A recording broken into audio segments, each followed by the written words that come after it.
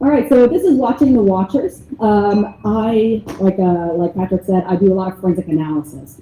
So I deal with dead boxes. I'm not really doing it much at scale, doing a lot of the enterprise stuff, but I dig deep and I look for really obscure stuff.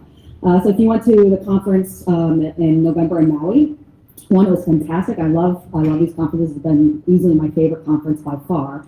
I went through and talked about my Apollo tool, which went really in depth with iOS devices, literally everything that those things track, which is super creepy. That's what I do. I may be small and unassuming and very quiet, but when I get access to your data, I go nuts. Nobody gives me their computers and phones anymore, which is kind of strange. Don't know why. So contact information is up there. By far most available on Twitter. Website is also there, Mac Forensics. The presentation will be uploaded to that a little bit later on. And for my class information, that is forensics518.com. So I do work two jobs. I do basically two jobs. I have a day job. I'm a government contractor for people and things, doing mobile device forensic analysis and research. Then my other job is teaching for SAMs. So it gets me out, gets me traveling, gets me to places like this. So I really do appreciate that. So this is kind of a presentation of digging into all these third-party monitoring utilities. So when I talked about the iOS stuff the last time, this is a lot of the stuff that's being tracked by the operating system itself. Sometimes that stuff breaks or it doesn't track what you want to track, and sometimes you have to dig a little bit deeper, and third-party apps are sometimes missed for a lot of that same sort of information. So I'm going to go through some of that as we go along. Now, specifically, the applications that I'm going to talk about, of course, I'm going to hit the Objective-C stuff. Who uses Objective-C? Any of the tools? I'm not surprised that everybody in this room should be using this. Little Snitch. Okay. Sophos, or any AV. Let's just go with any AV for this one. Right. Who's going to admit it, right? And then iStat menus. Anybody? So I kind of give it a little variety here. I think this is a different room. We are security professionals in here, so we probably do have quite a bit of monitoring software. I know my mother is not going to have Objective-C and Little Snitch installed on her system. I kind of wish it would be, but I don't think she'd like the pop-ups so much. But I also threw in there things like, iStat and AV, which is a little bit more broad. Those might be pre-installed on some systems. iStat is a very popular kind of command center thing as well. So I want to kind of open it up just a little bit. Now, what I'm looking for with these particular applications is what is it logging? And sometimes it's logging in a plain text file, sometimes it's a gzip, maybe it's logging into a database somewhere. So I'm looking into these files that it creates. Normally, I wouldn't call any of these things bugs. I'm just using them for forensic analysis and looking at what it's tracking. So sometimes it does it in its own application files, and sometimes it's just using the normal log service. We'll talk a lot about the system logs, specifically unified logs, to send a lot of those events to. Now, as far as investigative uses, we talk a lot about security today. I will, of course, be doing a lot of investigations into how a system got compromised. Was it an intrusion? Did the user click on something? Was something inserted into the system? So things like that, questions like that I need to answer, a lot of this stuff can help with that.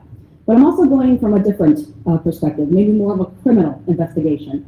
What was the user doing? Were they in a particular location? Were they using a certain application?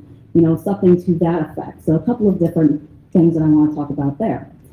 And all the stuff that I'm going to be talking about is all on that right-hand side there. Everything from getting the user's location to what they're downloading, potentially what they're installing, what's running on the system, could all be used in a variety of different investigations. It's all a matter of what you are actually looking for.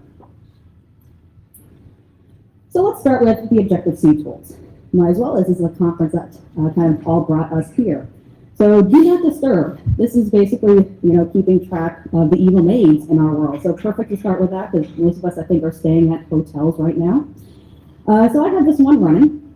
So whenever my laptop lid gets opened up, it sends me a little alert. And I got the little alert that goes to my phone, it goes to my watch. I want to know when somebody's mucking around with my system. So I do like Objective-C. Appreciates to that. So first thing I might want to look at, if I know that this user has these tools on here, is it enabled or not? You know, you might have it installed, but it may not necessarily be enabled. So I'm going to just do a quick search. This is using the log command to look at the unified logs and looking for the event message contains DND or do not disturb. A lot of the time with the different applications, you can search for things like Objective-C, you can search for do not disturb, you can search for DND. Every application will track a little bit differently. So you just kind of have to get used to what you're looking for with that. So this one is just simply printing out, is it enabled? Is it not enabled? You know, that is the first start. If it's not tracking anything, see if it's not enabled, then it's probably not tracking much at all. Next thing is the laptop lid state. So I was doing a lot of this research on my own system, for better or for worse, more on that a little bit later. And I have the laptop. So whenever I open and close the laptop, each one of those events is going to be recorded.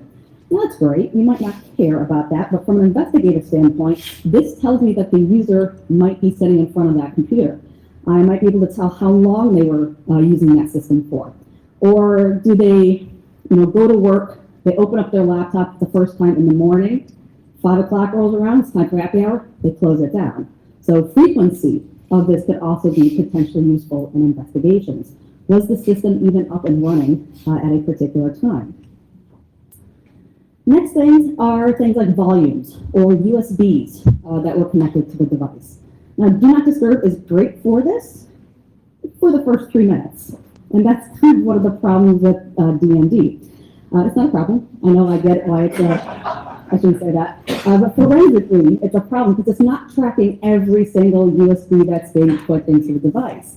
So it's really tracking the first 3 minutes to see if anything is really being done onto the system.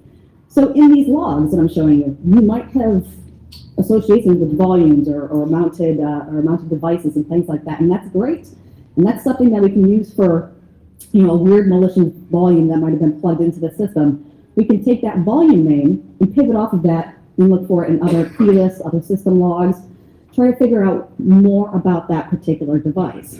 So it is kind of a nice thing to do that. And also the timestamps are also going to be very important. So accuracy of timestamps is great, especially if you're trying to put a whole intrusion together onto the system. So in this one, I know it's a little bit difficult to see here, but we see next copy device. So this is actually my class USB for my SANS class. And it's created by a company called NextCopy. So now I'm getting some kind of manufacturer type information too. If I go down here, you guys can see that, right? I see forensics FOR 518-A. This is a volume name. So I'll take this volume name and maybe do a keyword search across the whole system and see where else that pops up. Is it a one-time insertion, or is this something that the user uses all the time, every single day that they use this particular device? Next thing, application usage in different processes. So this could be potentially useful in investigations where I want to know, is the user doing something or is the system doing something weird? So I want to know if there's user interaction coming into play here. So again, this is tracking first 3 minutes. So we have a small amount of time here. I think this is more or less useful for maybe some intrusion stuff. But in the first screenshot I have here is me opening the Photos application. So I open up my laptop lid. I was looking for a picture of some sort, open up Photos, and I can see that interaction with that. Now, a couple of other examples here. This one's showing user bin open. I use the open command a lot to basically take something from the terminal and maybe open up a database or a plist to do some forensic analysis of it. So I've actually done this one here where I'm using the open command to open up a software update plist file to do whatever analysis I need to do with that one. Another one is using the find command. So I'm looking for particular types of files. So I'm looking for anything in my home directory with the path that contains software update. So anything, any files, any databases associated with that file path is something potentially that would be useful there too. So you see, not just a process, but the full path to what could potentially be found on there. So if somebody's on my system and they're looking for some weird stuff, like Etsy password files or the Kerberos stuff that he was just talking about, this would might be a nice indicator to look for that kind of thing. Then we got user authentication. So I open up my laptop lid, and maybe I close it. and I don't actually authenticate. Or I could see these user authentication records in here and be like, okay, they actually logged onto the system in some way. And I can use these, I can correlate these with system logs, a couple of other different system logs as well, and try to put that story together.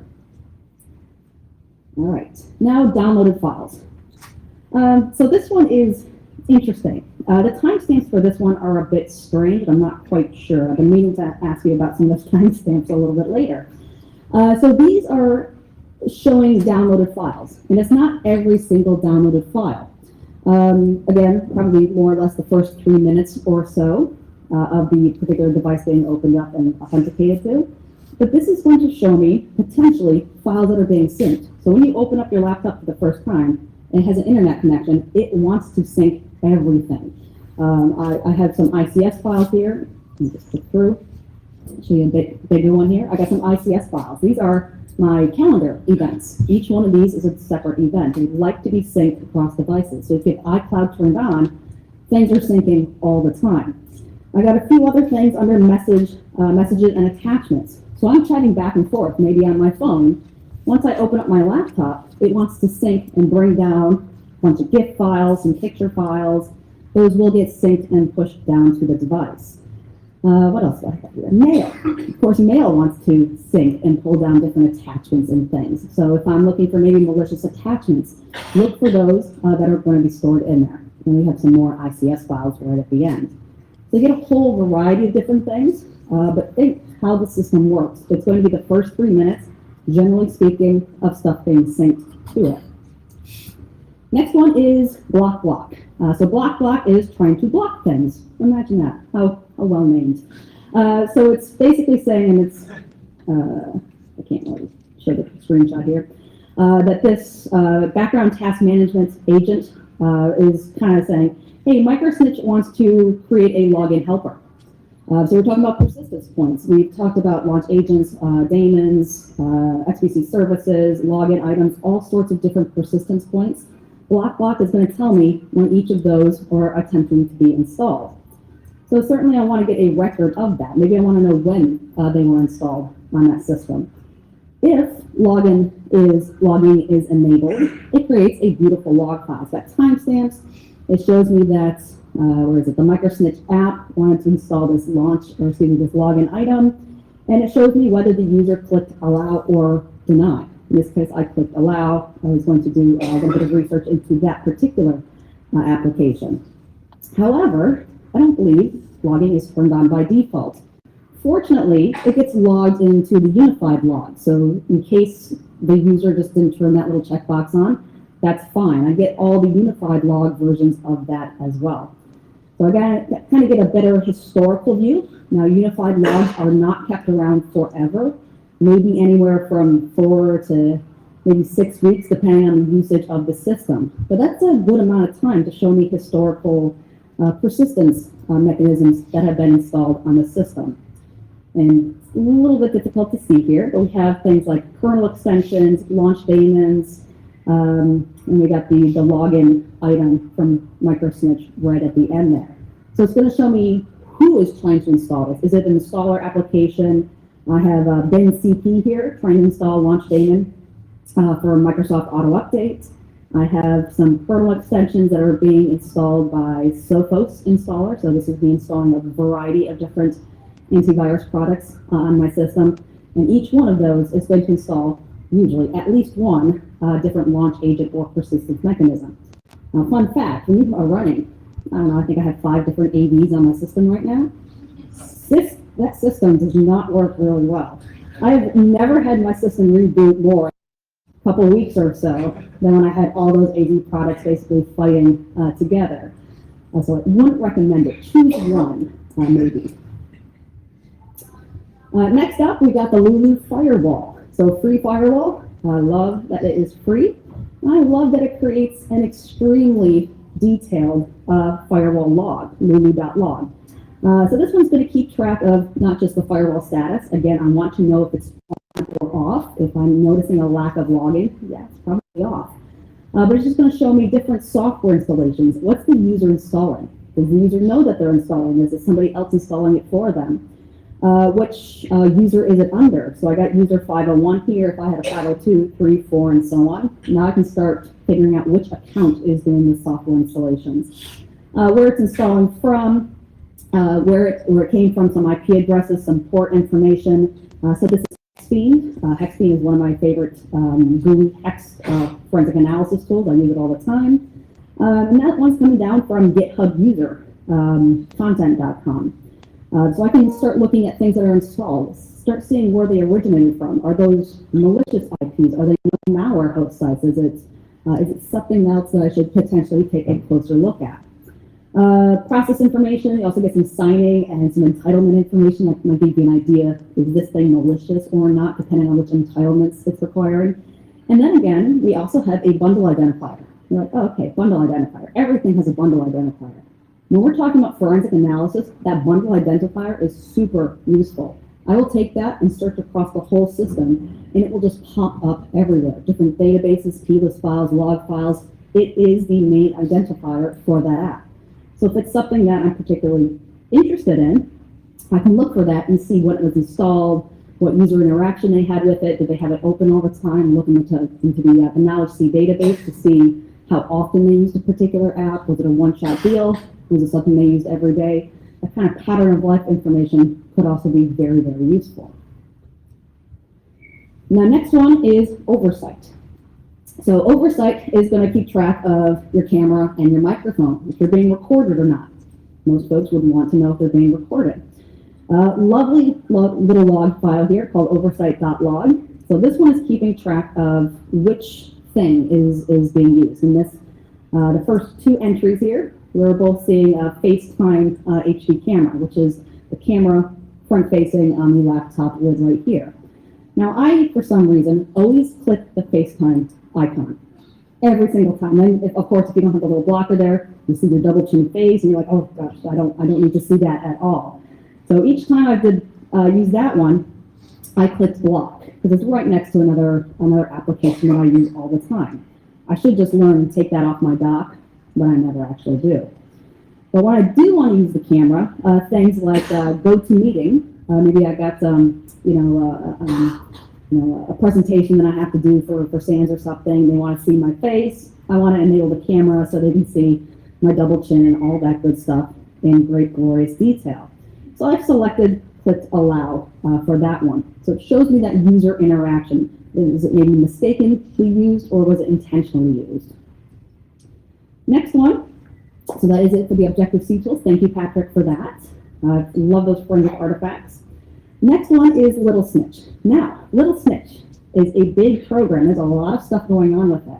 What I have found with a lot of these applications is that a lot of those databases are encrypted or obfuscated. This was one of them. I was like, oh, that makes me quite sad.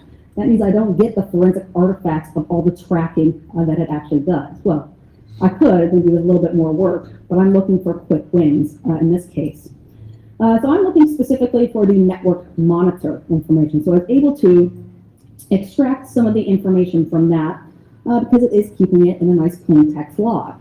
No decryption, no fancy anything that needs to be shown there. Let me just open this one up a little bit. So this is logging with different versions of Little Snitch you are running, which is nice for versioning. Maybe there's some bugs or something that you need to take a look at, but also network connections, and network connections sometimes by an application, which is quite useful. So I might peruse this list and see if anything looks malicious, looks weird. As far as I know, these are all clean, as far as I know. But things like looking for Safari, it's going to Squarespace, it's going to Dropbox. Okay, that makes perfect sense. But maybe I followed a malicious Dropbox link or something like that, and unintentionally installed some software that I didn't want to. So I can always use these for different kind of pivot points. Looking here, I want to look for more malicious factors a little bit later on. Now Sophos. So I chose Sophos. Again, I installed 5-ish different ones. A lot of them were sponsors. I basically looked at all the different AV companies that were either attending or speaking or sponsoring this conference, and I installed all of them. Again, wouldn't recommend it. Some applications are better at logging than others. Some of them are better at logging encrypted versus unencrypted. So every app is going to be different. You just don't know until you take a look at it. So I chose one, and Sophos was the lucky winner of this one. So Sophos likes to store a lot of its events in simply a SQLite database called events.db. I like that. SQLite databases, they're great for analysis. You open it up, there's a bunch of tables, some could potentially be more useful than others. So this one is pretty much keeping track of what's being found on the system, what's being quarantined, what's being flagged as a potential problem. So I got my little query here, and Z detection path is keeping track of where this particular malicious file was. And this is useful for me. I don't care if it's cleaned up or actually infected the device, but it might show me where files actually were. So maybe if I'm looking for a mail attack that was sent months ago, it might be gone now, it might be cleaned up, but I still have record of a lot of that within these log files. So I will look for historic evidence in some cases. Other things here, downloads directory, that's going to be an easily targeted directory looking for malware, only because users like to click things, and where does it go by default? Generally to the downloads directory. So that's a nice quick one right there. So we have an example of Lazarus. And then we have things like volumes. So things that are plugged in, so Sophos in this particular case wants to scan everything on that volume. That's great, it wants to protect me. So this volume, this was for our deeper networks. This is a SANS kind of gamification of forensic analysis. We have a lot of tools on there. You can see it's picking out some Windows-specific tools and saying, yep, that's not something that you want on your system there. But what this shows me is that thumb drive of potential investigative use. So if that's something I'm curious and want to see, I might do a keyword search for D4 net wars across the whole system and see how often it's been plugged in and used on that particular device. And for the record, all this is known malware on my system. Yes, I tape a lot of malware on my system, for fun. All right, next one, network connections.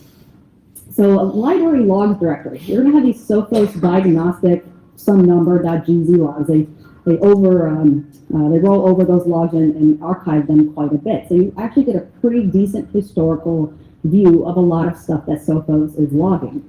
One of those is network connections, just to zoom in there a little bit. Network connections, that's very useful. Now this is keeping track of all network connections, not just browser requests, not just users browsing and doing whatever, but also applications and what access they want for that. So I see user and I see system level stuff in here. So just as an example, again, Arrow AV, another AV that I have installed in my system. I can't wait to install most of these, to be perfectly honest with you, to keep my system from rebooting right now. So I got United.com. So the timestamps for this one were on the previous slide, but this was me basically checking flights for this trip. So I'm on United.com, I'm looking at my seat, I'm seeing if I got an upgrade or anything like that. Then I got some other stuff going on in the background. So Bajango here, this is iStat menus. So all in the meantime, iStat menus, it's doing some sort of communication. I'm not entirely sure what it is, but hopefully it's purely legit. iCloud.com, that's going to be something that you're probably going to find pretty frequently on Mac devices. So I didn't go explicitly to iCloud.com, but I have everything syncing all the time. So it's going to constantly ping out to this gateway.icloud.com area. And we got some Sophos stuff going on there. Probably sending all my data back. That's cool. What else we got? iTunes. So at the time that I was doing my flight stuff, I was also playing a playlist. I was using Apple Music to play one of my class playlists while the students were doing some work. So you will see the play.itunes.apple.com. Now just knowing what's normal, what's not is going to be quite useful to figure out, is this user browsing activity or is this maybe the applications doing some stuff? So this one is definitely the application.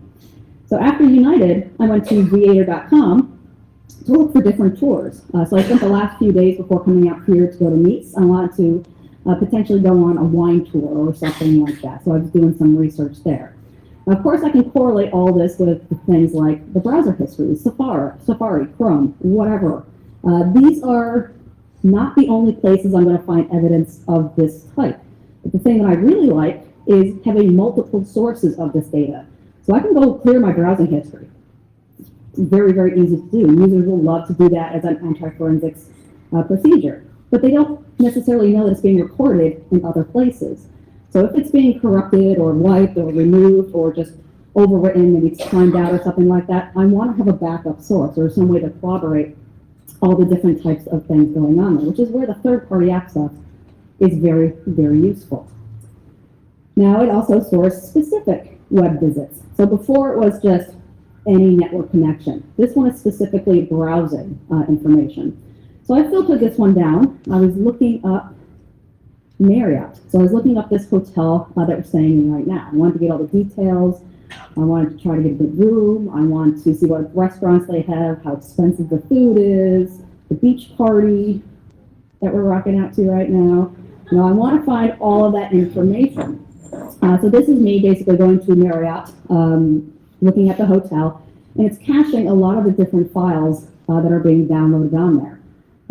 You see some Edge Suite stuff in here. We go over here, we see some of the JPEGs, the pictures.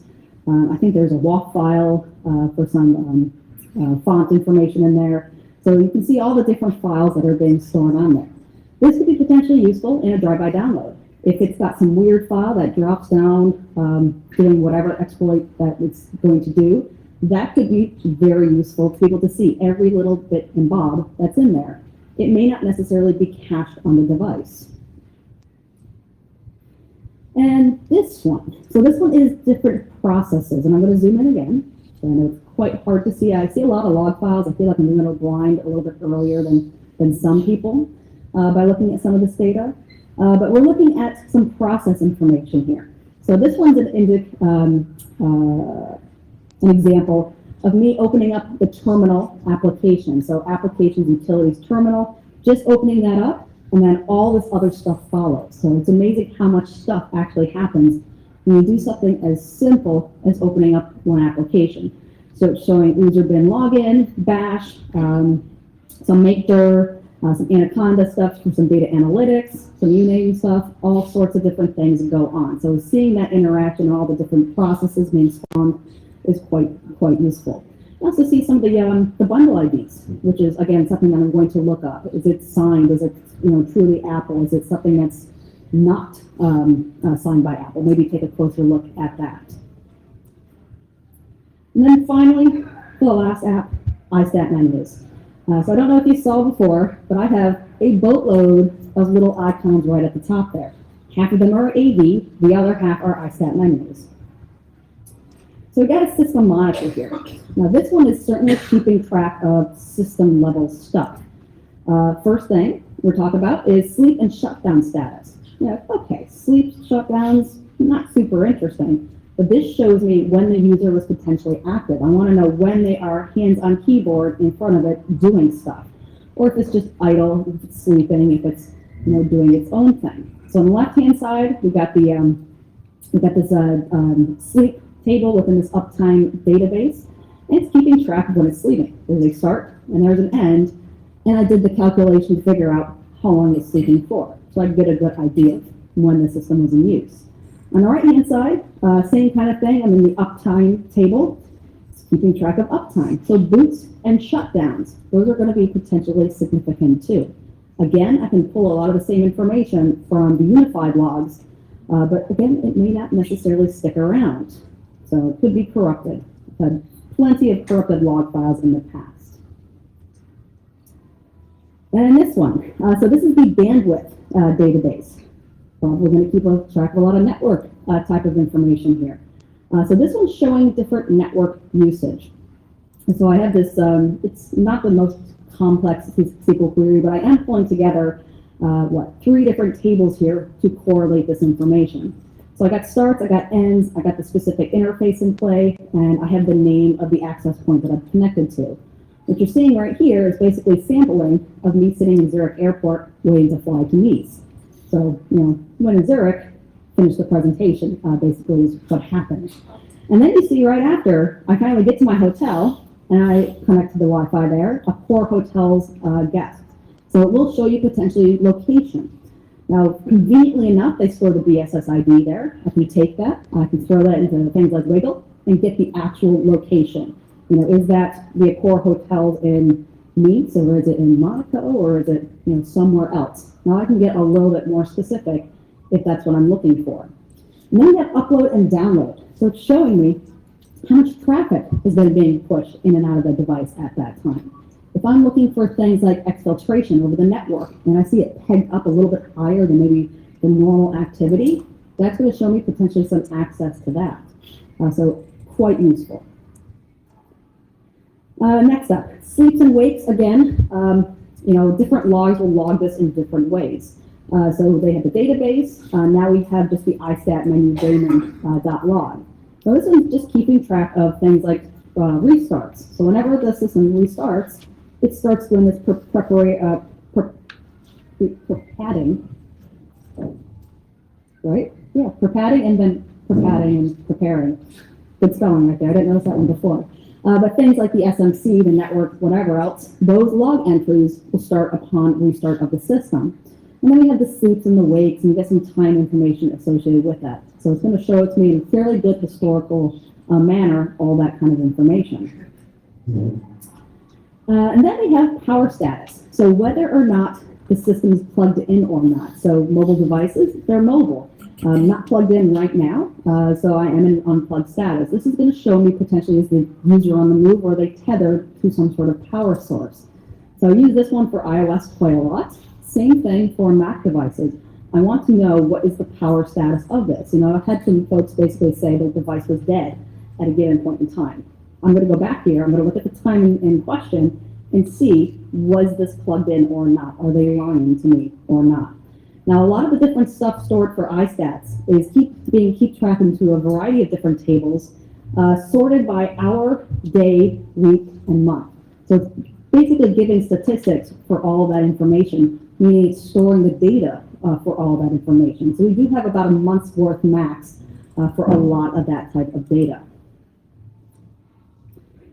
Then we got disk status. This one I really like. I'm like, ooh, disk status. Yeah, it doesn't seem that interesting. But this is going to show me if devices have been plugged into the system. I don't know what devices. I'm going to have to do additional analysis. But the two that are highlighted here are two thumb drives that I've connected. It doesn't show me the volume name, but this B14, GUIDs here kind of scattered throughout. This is my home system. This is the internal drive of my system. That's basically the volume UUID of my internal drive. Then I get these two other ones, and they're two different devices. We have size, used space, and free space. Now I can see how big was the thumb drive that I plugged in. These are two 64 gig thumb drives. They're both two different 64 gig thumb drives. I can also look at how much of that drive is used if I look at the space in there. So useful for things like exfil. Was a thumb drive plugged in that was completely empty, and then maybe all of a sudden you saw a bunch of files being moved over, things like that, could be potentially of investigative use. And then we have the weather. I do like the weather one. So I do pay the extra couple dollars, I think, for the weather service because I want to know if it's going to be sunny. You know, I don't get to see outside very much, more so this past week than any week before. So go up to the weather there. It's going to show me what the local weather is. It's automatically looking for wherever I am. It's basically, you know, querying what location I'm currently at. And it's keeping track of this for whatever reason, but I'm very happy that it keeps track of this. Getting user location and fairly accurate user location is not the easiest thing. It's useful on iOS devices, but on macOS, not a lot of stuff is being stored in a readable format. So this one, you see it's fetching weather for location, and then we get some coordinates here. Now, these coordinates are being saved as longitude and latitude. You got to flip them around a little bit there. Most of the times you see coordinates, latitude, longitude, you just have to know where they are. If you just made the assumption that we're at 7.4 and 43, it's going to end up in the Indian Ocean or something like that, when in fact we are right here. So took those, mapped them in there, threw that into Google Maps, and it is this hotel. It's me basically sitting out there finishing this presentation. Does anybody notice anything about the coordinates here and the hotel? What's the name of the bar? Yeah, I was like, perfect. That makes the best screenshot. So we got the 7 degrees, that bar that's literally right out there right now. So that's it for my presentation. Basically, I want to look at different types of log data. I want to look at specifically third-party data. It's not investigated as much as a lot of the internals and the native stuff is researched. But I'm looking for different pivot points, maybe for criminal activity, maybe for malware intrusion type of activity. I want to know, where was the user? How many volumes did they have access to? How much data was stored in said volumes? Did they download anything? Did they know it was malicious? Did they install it anyway? I don't know how many different intrusion cases I've just looked at the AV logs or crash logs and found the malware, and they're just like, yep, I saw that. I didn't know what it meant though. I'm like, well, why did you keep installing it? Why didn't you remove it from your system? Makes my job a little bit easier as an analyst, but that's something that is also logged into the system. So you can certainly find me on Twitter. I have my DMs open, so feel free to say hi. My blog and presentations, as well as most of my forensic research, is already out there on my Mac Forensics blog. And if you'd like to take a class and kind of get into some in-depth forensic stuff, and I make everybody use a command line in class, and I have no apologies with that. It's not just a Mac class, it's a Mac class. We get really in-depth in there. You can find out more information on the forensics518.com website. So don't want to take up much more of your time. I think I've run over a little bit. But thank you for coming out, and I'll be at the party later on tonight.